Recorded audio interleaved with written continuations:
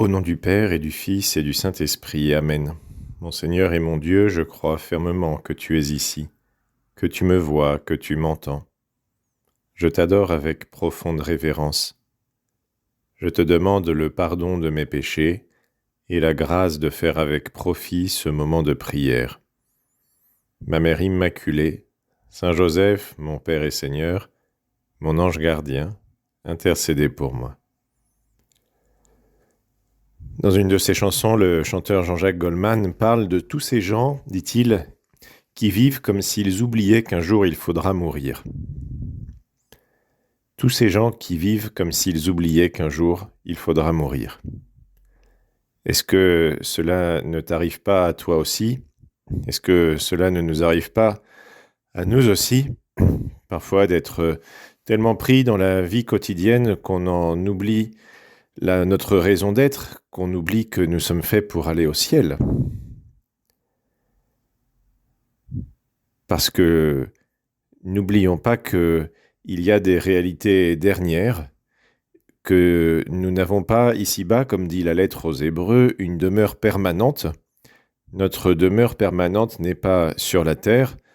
Nous sommes faits pour vivre éternellement. Nous sommes faits pour vivre avec Dieu, avec toi, Seigneur, au ciel. Il y a des réalités ultimes qui commencent pour chacun d'entre nous par ce moment terrible, mais qui sera aussi le moment de la rencontre, le moment de la mort. On comprend que la mort puisse être quelque chose d'angoissant. Elle l'est tellement angoissante, la mort, que beaucoup de nos contemporains choisissent de ne pas y penser, de vivre comme s'ils oubliaient qu'un jour il faudra mourir, de vivre comme s'ils oubliaient que leur vie ici-bas sur la terre n'était pas éternelle. La vraie vie éternelle, elle n'est pas pour la terre, elle est pour plus tard. De vivre comme s'ils oubliaient qu'un jour il faudra se présenter devant Dieu, que notre vie sera passée au crible de son amour, de sa miséricorde, de sa justice, et que nous recevrons la récompense ou le châtiment que nous aura valu notre vie.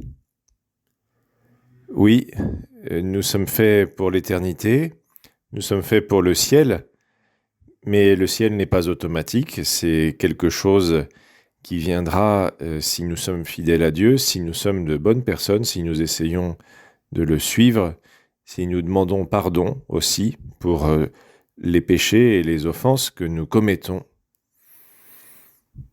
À la fin de notre vie, juste après notre mort, il y a ce qu'on appelle le jugement particulier, qui est un moment, ou plus qu'un moment, c'est un instantané, si on peut dire, où d'un seul coup, l'âme sait où elle va aller pour l'éternité. Soit au ciel, soit en enfer, et si c'est au ciel, soit directement, soit en passant par une purification qu'on appelle le purgatoire.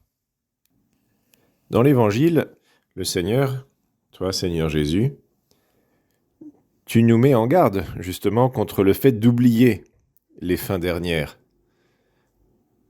Jésus disait à ses disciples, c'est Saint Luc qui raconte, « Comme cela s'est passé dans les jours de Noé, ainsi en sera-t-il dans les jours du Fils de l'homme.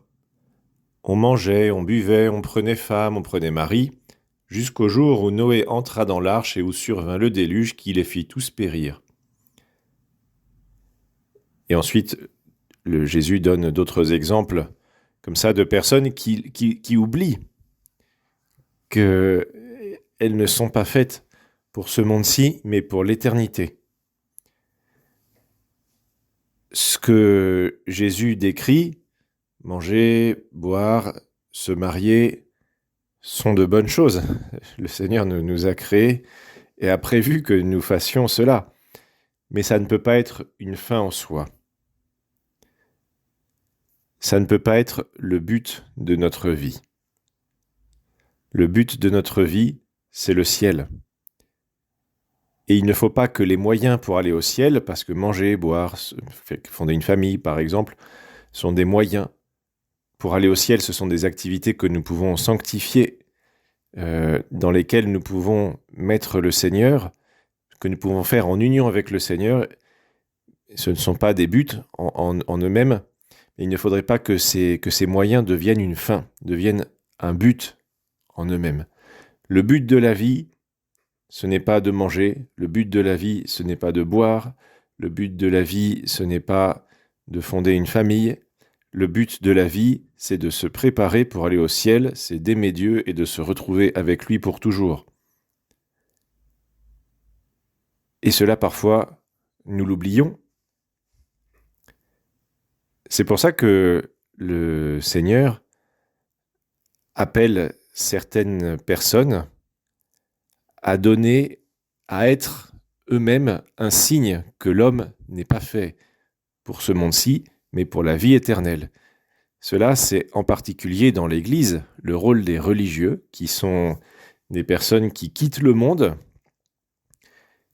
qui vont vivre au désert, soit matériellement, soit symboliquement, enfin en tout cas qui se détachent du monde et des choses temporelles, pour rappeler à tout le monde que tous, nous sommes faits pour le ciel, que tous, même si nous sommes dans le monde, nous sommes dans la circulation sanguine du monde, nous aimons cela et nous voulons vraiment nous sanctifier à l'intérieur du monde parce que c'est ce que le Seigneur nous demande, ce que toi Seigneur nous demande.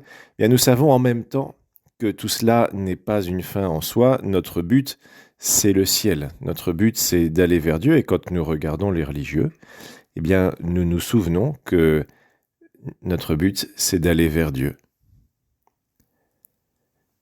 Saint José Maria a été très frappé par l'exemple d'un religieux quand il avait 16 ans. C'était l'hiver chez lui. À l'époque, dans la région où il habitait, les hivers étaient très rudes. Et là, c'était un hiver très froid. Il faisait des températures négatives, en dessous 0 degré. Il y avait de la neige. Et il a vu des traces de pas sur la neige. C'était un religieux, un carme, qui marchait pieds nus dans la neige alors qu'il faisait froid. Et pourquoi ce religieux faisait ça ? Parce que le Seigneur le lui demandait. Le Seigneur voulait non seulement que ce religieux lui offre les difficultés que cela impliquait de marcher pieds nus dans la neige, d'être peu couvert même en hiver, d'avoir froid, mais il voulait également qu'il soit pour les autres le signe que Dieu passe en premier, le signe que nous ne sommes pas faits pour cette terre, mais pour le monde, pour la vie éternelle, pour le monde, pour l'au-delà. Et Saint José Maria était très marqué par ça. Et c'est effectivement ce qui s'est dit, et c'est à partir de là qu'il a décidé de devenir prêtre. Alors, eh bien, nous aussi,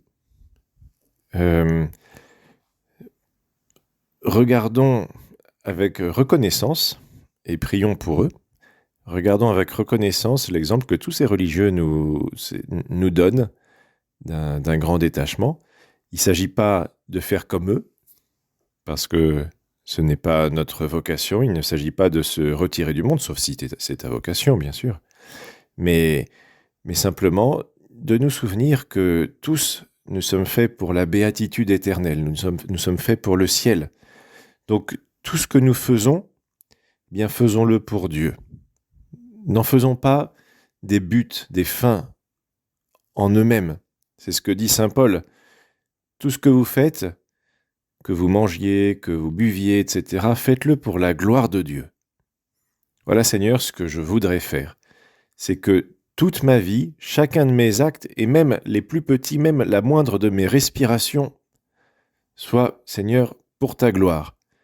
Que rien n'aille, bien sûr, contre ta gloire, aucun péché, Seigneur, je ne veux pas m'éloigner de toi, je ne veux pas t'offenser, ni dans la plus petite chose. Mais je ne veux pas non plus que tout ce que je fais soit fait comme à côté de toi, comme en parallèle de toi. Non, je veux que ce soit fait pour toi et par toi et en toi, je veux t'offrir tout ce que je fais, chacun de mes actes, chacune de mes actions. C'est ce qu'a fait la Vierge Marie, elle a vécu une vie ordinaire, mais toute tournée vers la gloire de Dieu, et nous pouvons nous confier à son intercession. Je te remercie, mon Dieu, des bonnes résolutions, des actes d'amour et des inspirations que tu m'as communiquées dans cette méditation.